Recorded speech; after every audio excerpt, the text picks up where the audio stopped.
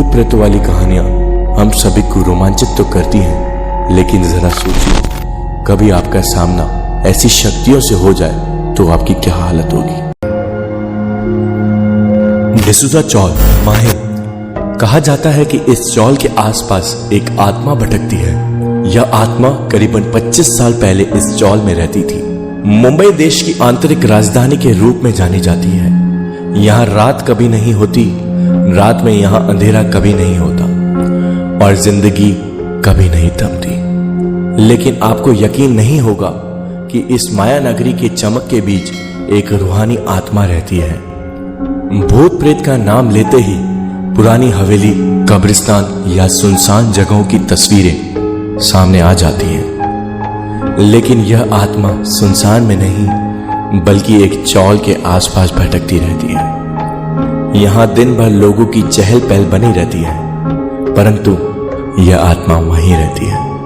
माया नगरी मुंबई के माहिम के डिसूजा चौल में कहा जाता है कि इस चौल के आसपास एक आत्मा भटकती है।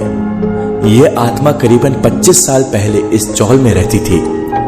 एक रात कुएं से पानी लेने के लिए जब ये आई तो गलती से कुएं के अंदर गिर गई और कुएं में डूबकर इनकी मौत हो गई। अब इस कुएं को बंद कर दिया गया है। तब से उनकी आत्मा इस चौल के अंदर घूमती रहती है। ऐसा माना जाता है कि अक्सर रात में कई लोगों ने इस प्रेत आत्मा को देखा है। वैसे कई वेदांतियों के आधार पर हम ये सारी जानकारी दे रहे हैं। डमस बीच, सूरत। गुजरात के समुद्री तट पर स्थित डमस बीच, जिसे लोग डोमस बीच के नाम से भी जानते हैं, हमेशा चर्चे में रहता है। ये बीच खास तौर पर पर्यटकों के लिए, क्योंकि पर्यटक इस बीच का ज्यादा से ज्यादा लुत्फ उठाना चाहते हैं।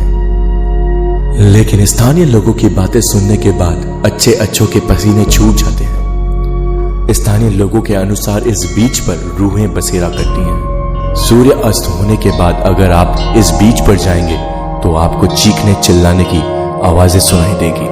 अरब सागर से जुड़ा हुआ बीच सूरत से 21 किलोमीटर की दूरी